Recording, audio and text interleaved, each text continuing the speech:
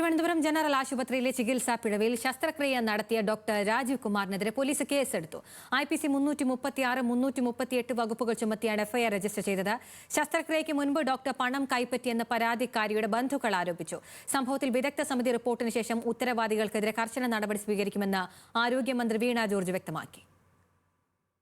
ഒറ്റ കാര്യമേ ഉള്ളൂ, അതിൽ ഉത്തരവാദികളായിട്ടുള്ളവർക്കെതിരെ നടപടി സ്വീകരിക്കും. അത് കർശനമായിട്ടുള്ള നടപടിയായിരിക്കും. അതായത് കഴിഞ്ഞ ദിവസത്തെ റിപ്പോർട്ട് തള്ളുകയാണ് അല്ല, എനിക്ക് റിപ്പോർട്ട് കിട്ടിയിട്ടില്ല. അത് കമ്മിറ്റി കോൺസ്റ്റിറ്റ്യൂട്ട് ചെയ്തിട്ട് എക്സ്പേർട്ട് കമ്മിറ്റി അവരുടെ സിറ്റിങ്ങുകളൊക്കെ നടത്തിയിട്ടുണ്ട്.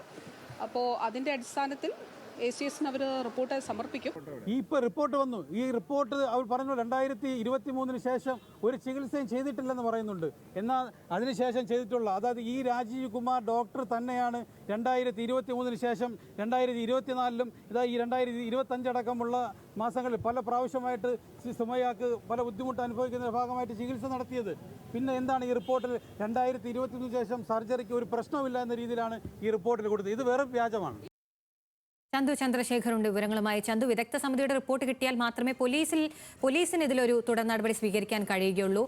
ഈ കുറ്റകൃത്യത്തിന്റെ വിശദാംശങ്ങൾ എന്തൊക്കെയാണ്? വിവരങ്ങൾ.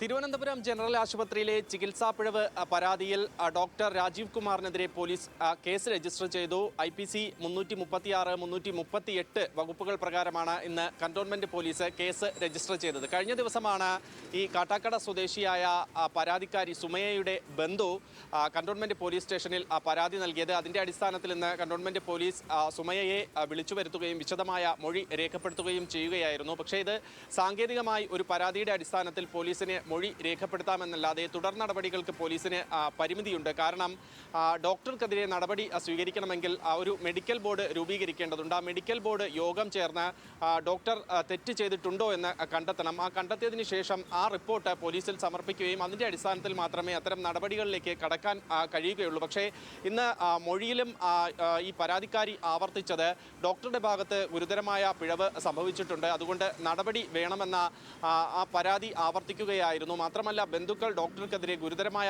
ആരോപണം ഉന്നയിക്കുകയും ചെയ്തു. ഈ ഡോക്ടർ ശസ്ത്രക്രിയയ്ക്ക് മുൻപ് പണം വാങ്ങിയിരുന്നെന്ന ആരോപണവും ഇന്ന് ബന്ധുക്കൾ മുന്നോട്ട് വച്ചിട്ടുണ്ട്.